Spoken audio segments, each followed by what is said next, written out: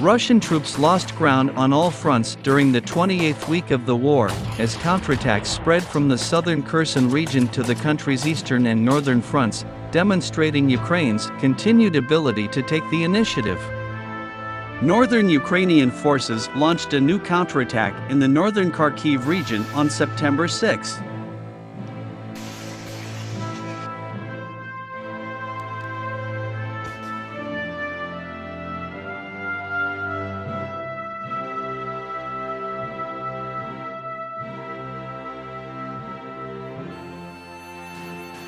Despite radio silence from the country's political and military leadership in Kiev, Ukrainian and Russian military bloggers reported heavy fighting in Verbivka and Balakliia, 70 kilometers (44 miles) southeast of the city of Kharkiv, which Ukraine recaptured in early May. Ukrainian troops appear to have recaptured Verbivka, where they posted geolocation footage showing dead Russian soldiers.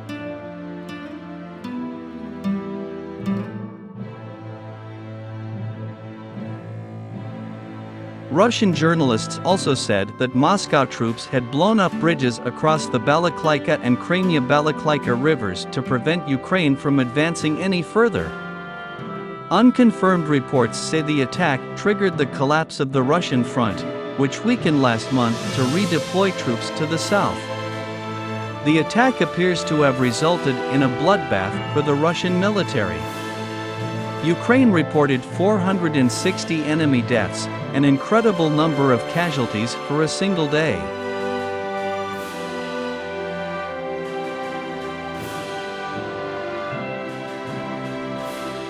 The attack came a day after Ukrainian forces destroyed a Russian ammunition depot in Balakliia, repeating the corrosion tactics used in the south. East Ukrainian troops maintained pressure in the Donetsk region, recapturing Ozerne on September 4, thereby gaining a foothold on the north shore of the Siversky River occupied in the Donetsk. Ukrainian News24 and MilitaryLand posted footage showing soldiers crossing the Donetsk Siversky River house after completing the mission, and geolocation photos confirming their success.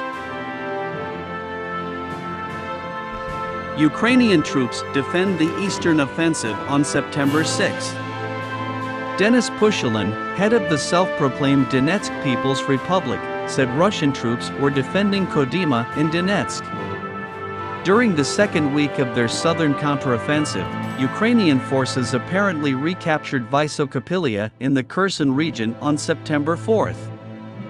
There was no official fanfare, but soldiers posted videos of captured Russian armor on social media as they greeted local residents. Finally, Zelensky's office posted a photo of Ukrainian soldiers flying their flag over the city. Fighting has raged there since Ukraine launched a counteroffensive on August 29. The Ukrainian leader indirectly confirmed gains in the east and south on September 5, praising battlefield successes and referring to the two liberated settlements in Kherson and one in Donetsk. Geolocation footage confirms Ukrainian forces have also retaken Alhain and Novovosnesensk.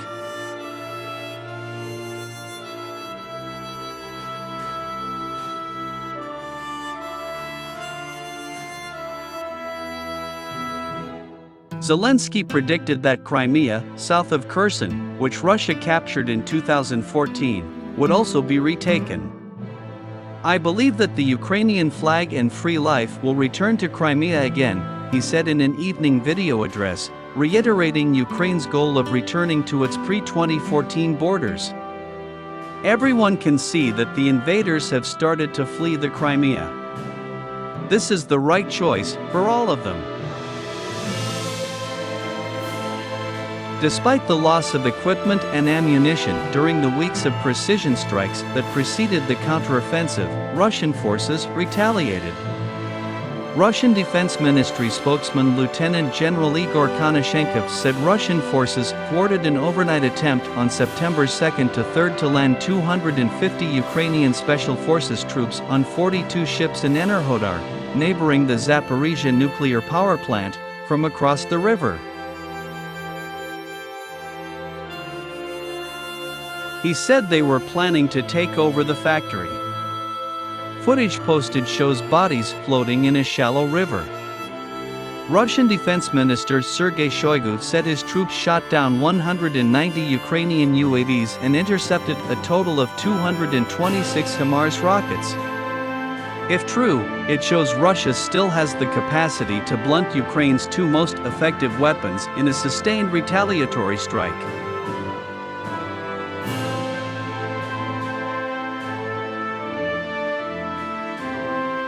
A Ukrainian Special Forces officer told Al Jazeera that capturing the city of Kherson alone would take at least several months, and would require more Western military assistance.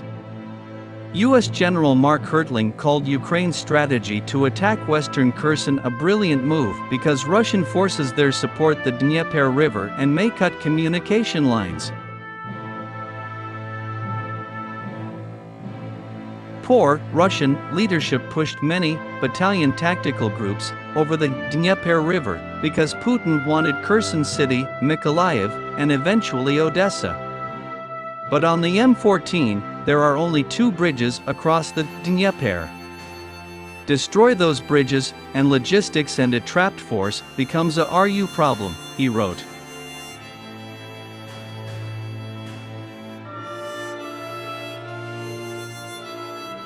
Ukrainian attacks continued to hamper Russian resupply routes to the west bank of the Dnieper River, where the counteroffensive is unfolding.